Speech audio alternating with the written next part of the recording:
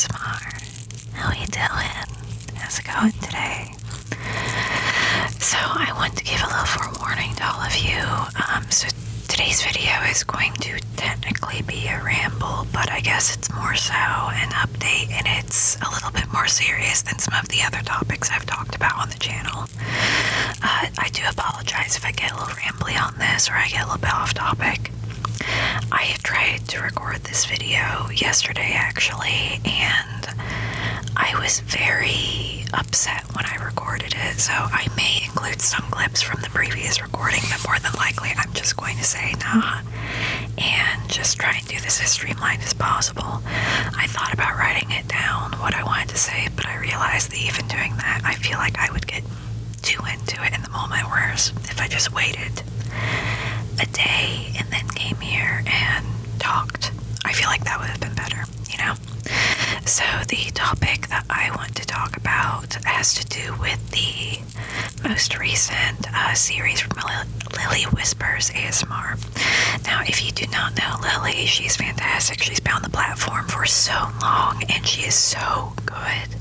She is an extremely good ASMRtist and a good person, it seems. Obviously, that's coming from somebody that's, I guess, in a parasocial relationship with her, you know what I mean? But from everything that I have seen and heard from her, she seems to be somebody that has a genuine sense of dignity and a genuine sense of care for other people, and I really appreciate that in others. And the reason that I'm bringing all of this up is she did a series where she basically is like, what's going on in the ASMR community? The reason that I am bringing this up is some of the issues that she brought up I have personally dealt with, and I wanted to share part of my experience and also give you all an update as to what I'm going to be doing with the channel from this point on, because there is going to be a slight change and I need to make sure I keep you guys updated on that. So what Lily has been talking about is something that is called fetish mining, which is essentially individuals going and commenting, can you make sure that you tape your mouth in the next video? It'd be really nice. I'm pretty sure that your audience would like if you taped your mouth and like tapped on the tape. And they will take that and then put it on a website that is hosted for other individuals, where it would, instead of being used as an ASMR item, more so be used as a non-consensual role play. The entire operation is non-consensual because both individuals do not have the same amount of information to make an informed and consented decision. So it's extremely wrong and messed up, obviously. Consent is the most important thing in any kind of activity. We'll say adult activity. It's the most important thing that there is. There's also just consent in terms of any kind in a relationship that you have with your friends, family. If your friends gave your address out to everybody that you know, you would think that's pretty messed up, right? It's in that vein. So a lot of ASMRtists are dealing with this, myself included. I just got a comment not even a day ago, which the user actually tried to go and comment something kind of normal after. They put two that immediately got blocked by YouTube. And then a day later they're like, what about like a normal roleplay? You think I didn't see the other two? And this is something that I actually want to talk about with you guys. So at 50 subscribers, I started getting, I guess you would say, sexually explicit comments at that point. The one that I want to talk about, to me, is actually legitimately funny. It is legitimately funny. This person did not mean it in a funny way, but I'm about to be 27. I'm married. I have been on the internet for a while, and to be quite honest, let's just come out here and say it. I was on internet forums I should not have been on underage. I've seen a lot. I grew up when 4chan was, you know, at its peak, and I was on there. So I've seen some things. I know some things. And the reason that I would like to say that, which I'm not into any of that anymore, but at the time I was like, oh, my friends are on there, so I'll get on there. I'm like, oh. The main topic of this is I got a subscriber had come on and said, when I was doing, I think it was a mic rubbing video, and I'm going to paraphrase, but he said, dang, baby girl, can you do that to that? Am I at 50 subscribers? I had only hit 50. My highest viewed video at that point was like 100 views. So it was very small. Not a lot of views, not a lot of people subbed, and I got my first comment like that. I mean, I had a couple before that point, but this is more so talking about a larger problem, which is what Lily's getting after. It's being anyone that is in a wholesome practice on the internet. Immediately people want to put you into another box for some reason. I don't understand why you couldn't just go and actually seek out fetish content, because there are plenty of people that would do fetish content. If I myself chose to do that, that is my own agency, but I did not sign up and get on YouTube to do fetish content, and this is not the place it should be. There are plenty of websites. OnlyFans is a fantastic one. There are plenty of other ones. I'm not going to name all of them because a lot of them, the names kind of say some things, and I'm an adult, so if I decide to go view that content from people that consensually give it to me and I pay for it, that's fine. If you are an adult and you choose to do that, that's fine. Good for us, right? Because that's consensual. We give money usually, and that person gives us a service, and that is a consensual exchange. Now, what's not consensual is people taking videos and readings of people on the internet and posting them on fetish forums when that person is not consenting to anything sexual being used. There's no sexual nature coming from them. There's no consent of that, right? That's an issue.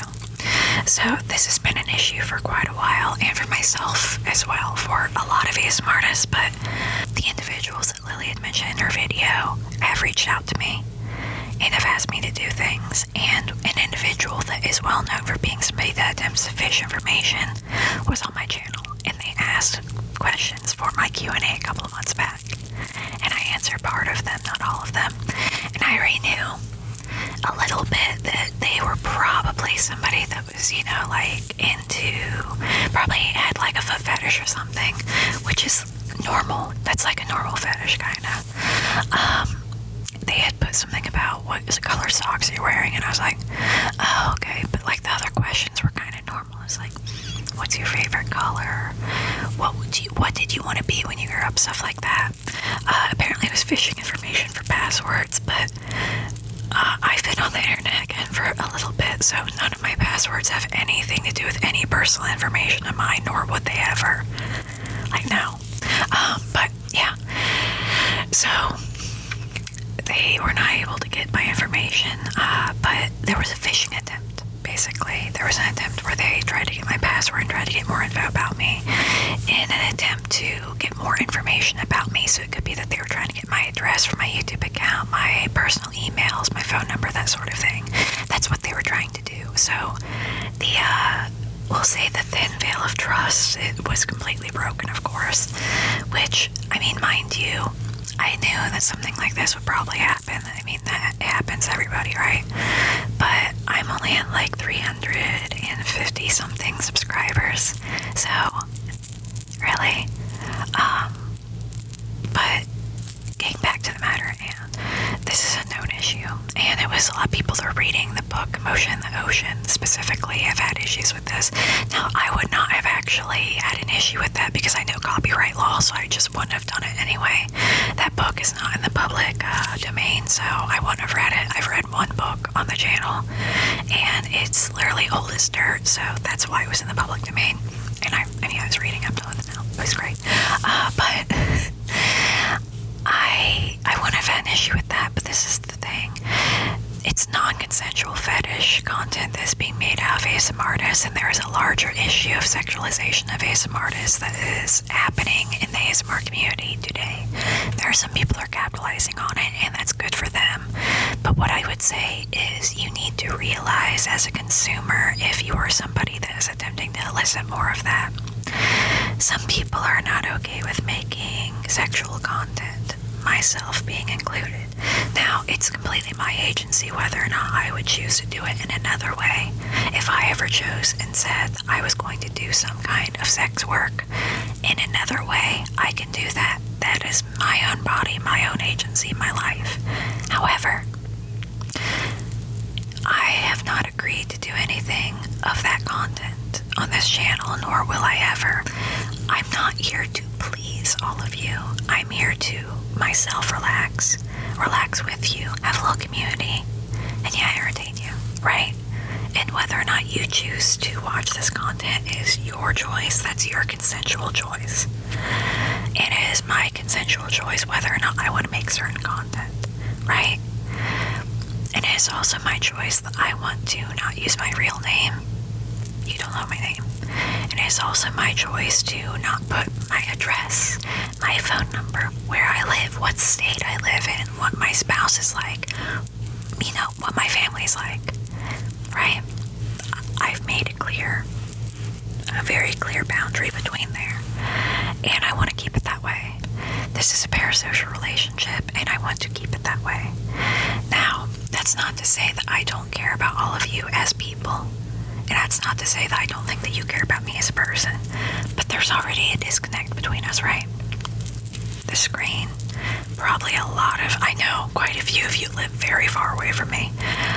You know, there's space, there's time, there's so much that is between us, right? The thing that keeps us together is this channel and this little community. And that's great. And that's something to be celebrated. However, I have a private life, and so do you, and I do not want to encroach on yours, and I ask for the same respect. I am another individual, a human on the other side of the screen, and I deserve love and respect and privacy just as you do. And I thoroughly believe that. I want all of you to be well, genuinely, and I want to make sure that I don't ever push a boundary as well. I genuinely try to not do that. This is all to say, after seeing her series and realizing that I had even done a couple of requests for these people, I have to be, I guess I'm going to be the bad guy, or I guess you could say I'm going to be the reactionary one, or something along those lines. Not the best way to say is this. I have to be the bearer of bad news and tell you all this. I'm no longer going to be doing requests on the channel. If I have already got one from you before this video is posted Friday, if I've already got one before then no issues, I'm going to be doing it, and you don't need to worry about that because I said I would and I'm going to. However, if there's anything past this point, I'm no longer going to be doing requests, and it's more so to say, it's sad to say, but it's more so because, well, there are a lot of you that have been on the channel for a while, and I know vaguely that you probably want to request certain things. I cannot know your true intentions, right?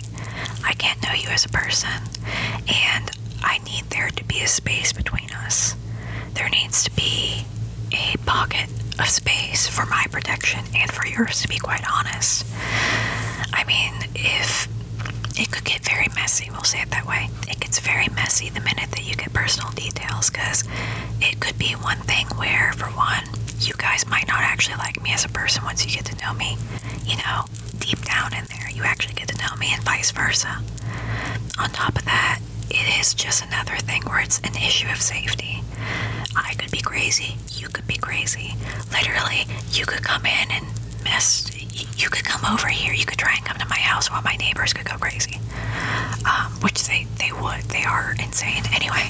But I'm saying this because I need you guys to understand that I'm not doing this because I want to be reactionary or mean. I'm doing it because I cannot know the intent of every single request.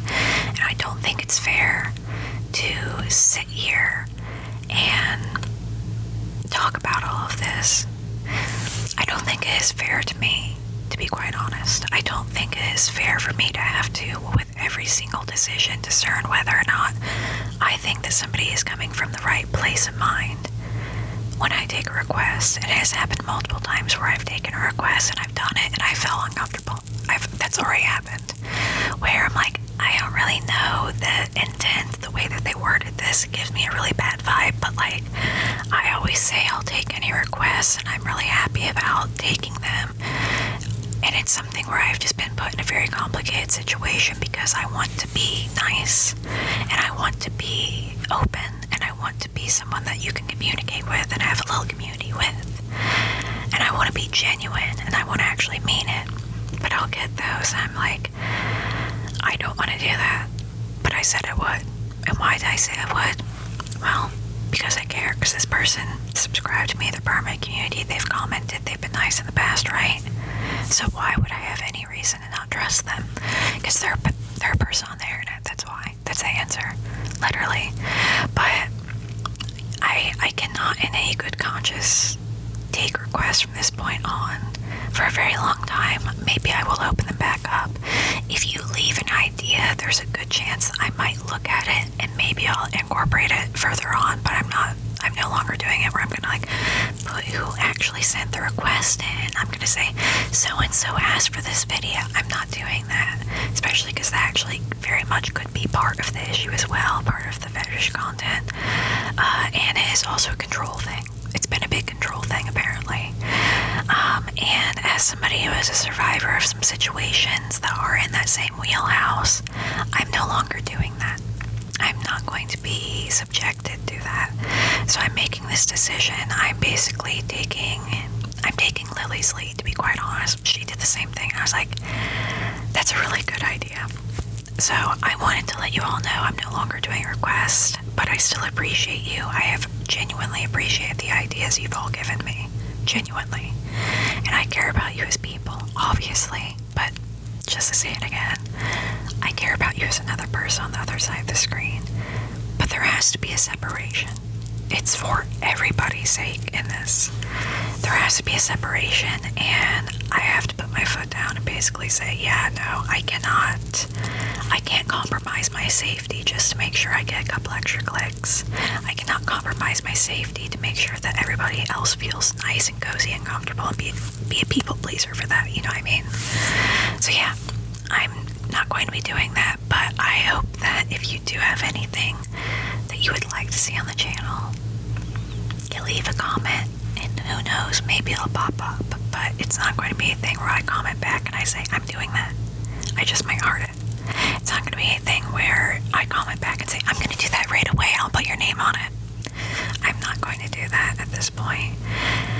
So it's just going to be the ideas that I have, and I already have the next 15 videos planned, so we've got plenty of content.